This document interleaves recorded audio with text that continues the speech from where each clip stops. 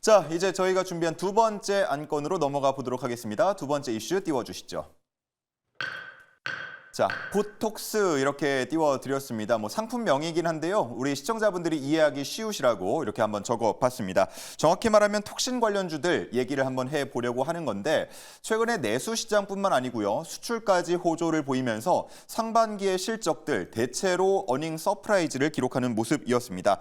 아유, 이제는 뭐 화장품 아무리 좋다는 거 비싼 거 사봤자 피부가 잘 먹지도 않으니 차라리 시술을 받자 뭐 이런 얘기들을 주위에서도 실제로 많이 하고 있는데 그러다 보니까 너도 나도 피부과로 향하는 그런 흐름들을 보이고 있습니다. 그러다 보면 당연히 또 관련 주가도 움직이게 마련이겠죠.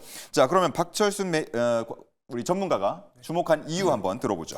네, 일단은 이제 K톡신이라는 단어가 붙을 정도로 이제 수출에 대한 기대감이 굉장히 높아지고 있는 게 현실입니다. 일단은 원래는 전 세계에서 가장 부동의 1위 회사가 에브비라는 회사인데 이 회사가 좀 점유율이 좀 떨어지고 있는 부분이 있거든요. 예. 그러다 보니까 타 업체들에 대한 어떤 수혜, 낙수 효과가 좀 기대가 되는 부분이 있습니다. 에브비 같은 경우는 지난 3년 동안 가격을 계속적으로 좀 인상을 해왔던 부분들이 있었거든요. 그러다 보니까 이 가격에 대한 부담 때문에 고객들이 조금씩 줄어들고 있는, 이탈을 하고 있는 현상들이 나타나고 있는 상태입니다. 그러다 보니까 이탈된 고객들은 당연히 다른 경쟁 업체들로 흡수가 되겠죠. 예. 그런 관점에서 국내 기업들이 상대적으로 수혜를 볼 수 있는 부분들이 높다라고 평가를 받고 있는 상태입니다.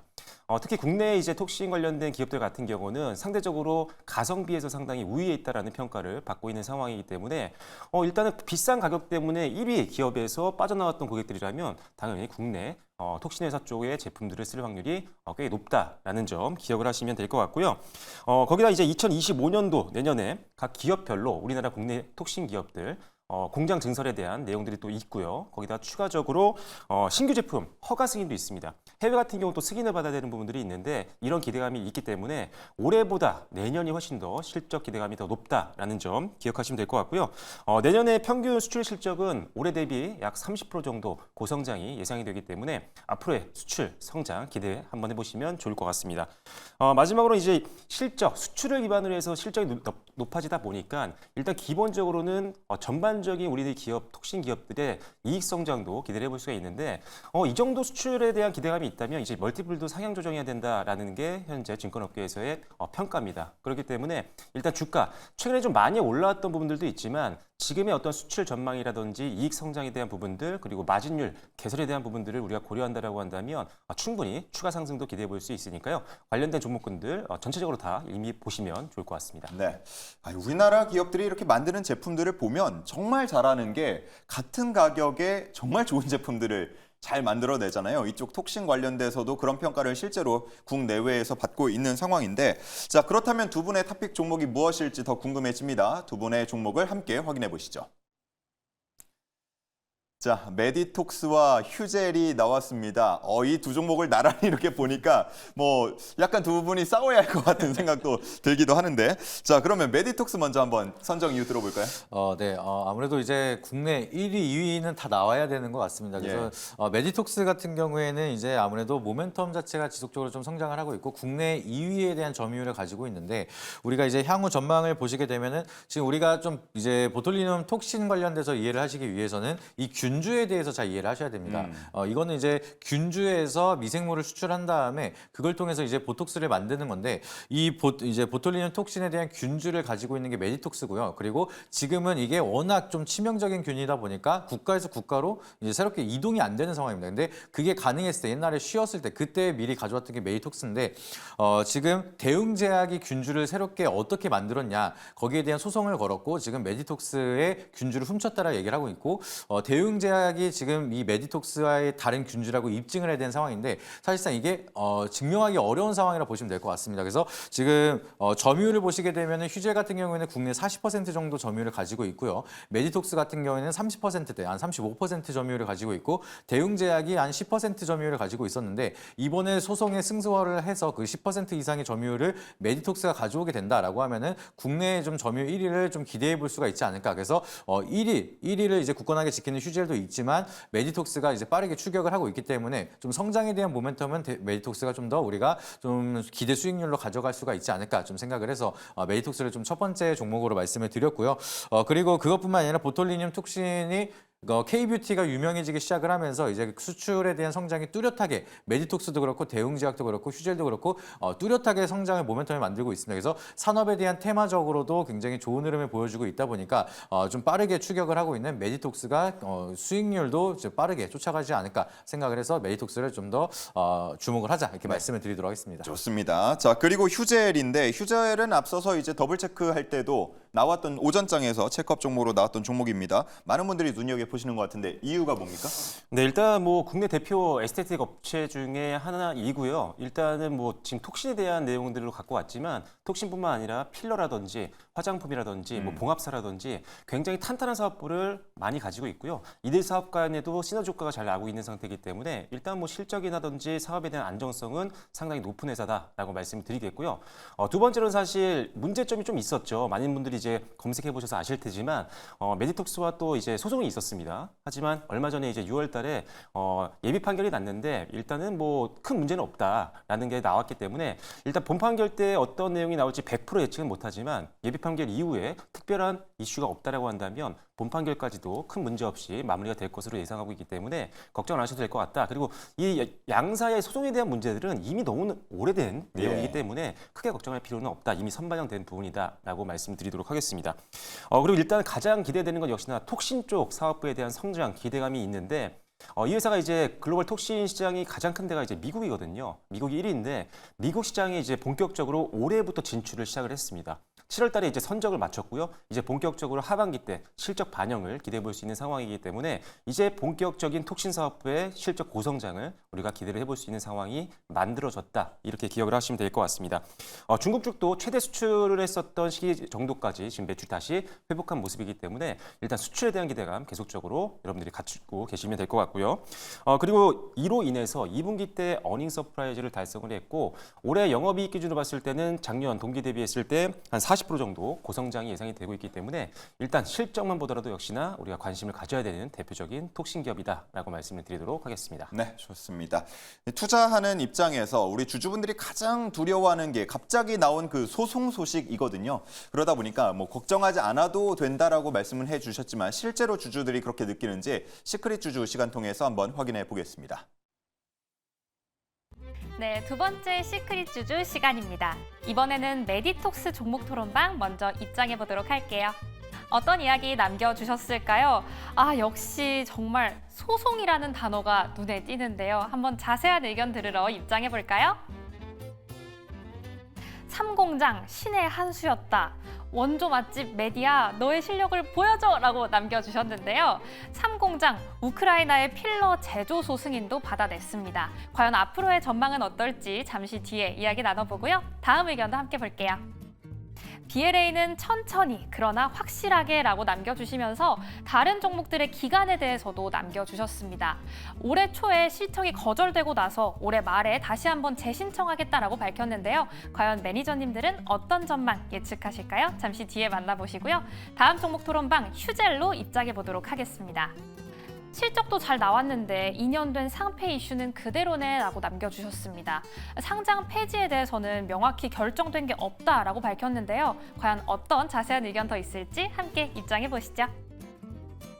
두 가지만 기억하자. 최고가 위에는 매물대가 없다. 미국 수출에 대해서도 이야기를 나눠주셨는데요. 수출 호조를 보이면서 오늘도 52주 신고가를 썼습니다. 과연 앞으로의 전망 그리고 상승 흐름 이어갈 수 있을지 잠시 뒤에 이야기 나눠보고요. 다음 의견도 보겠습니다.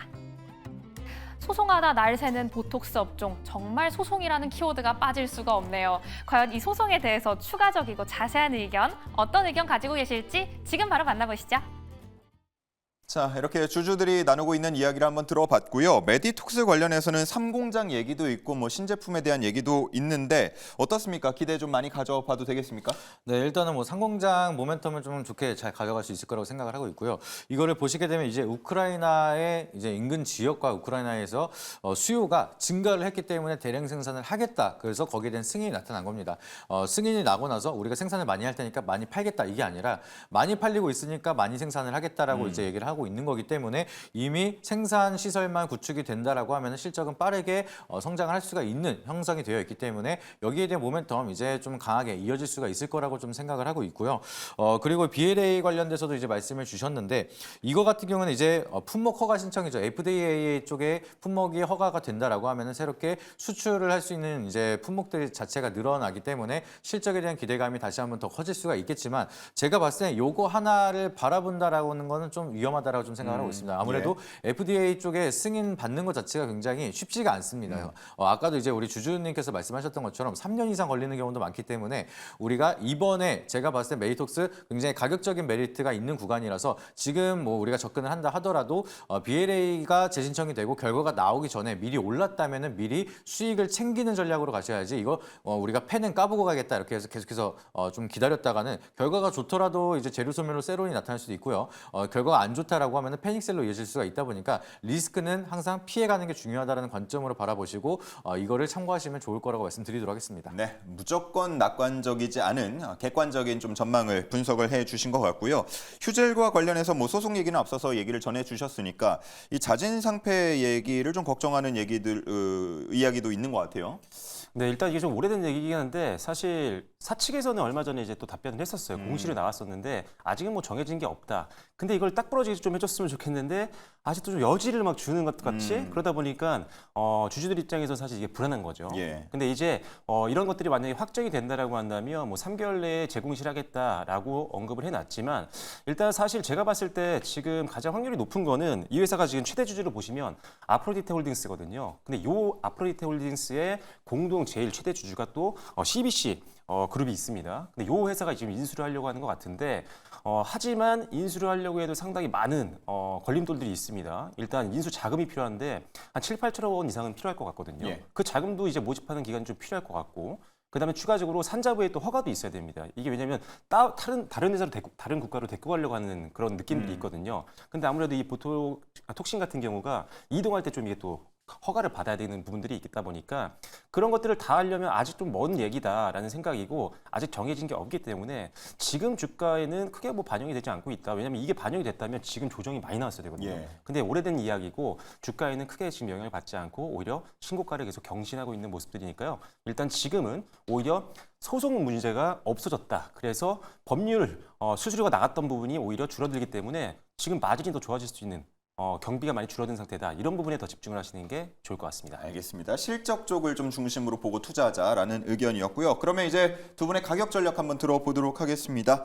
자, 먼저 메디톡스 전해주시죠. 네, 일단은 이제 25만 원대 박스권 상단 구간이거든요. 그래서 이 구간까지 우리가 1차적으로 이제 목표가를 정하시고 대응하시면 좋을 것 같고요. 그리고 이제 뭐 대웅제약이랑 승소에 따라서 이제 새로운 점유율 모멘텀이 이어진다라고 하면은 추가적인 상승, 제가 봤을 때는 이게 60만 원대까지도 장기적으로 봤을 때 지금 당장은 아니고요. 한 2, 3년 이상 바라봤을 때는 그 가격대까지 한번 노려볼 수 있지 않을까 이렇게 생각을 하고 있고요. 그리고 손절가 같은 경우에는 추세가 밀리는 17만 5천 원대 잡고 이제 좀 추세가 이탈하기 전에 리스크를 좀 줄인다라고 관점으로 접근하시면 좋을 거라고 말씀드리도록 하겠습니다. 네, 좋습니다. 올해 좀 골짜기를 깊게 파는 모습이었는데 어쨌든 반등을 시작한 만큼 어디까지 갈 수 있는지 한번 지켜보겠고요. 자, 휴젤은 어느 정도까지 보시는입니까? 네, 일단 지금 휴젤 같은 경우는 앞서 말씀드린 것처럼 이제 소송에 대한 이슈가 없어졌기 때문에 연간 한 150억 원 내외의 비용이 없어지게 됩니다. 그런 부분이 일단 가장 기본적인 내용이고 그리고 앞서 말씀드린 것처럼 가장 큰 시장인 미국 시장에 진출을 본격적으로 이제 시작을 했기 때문에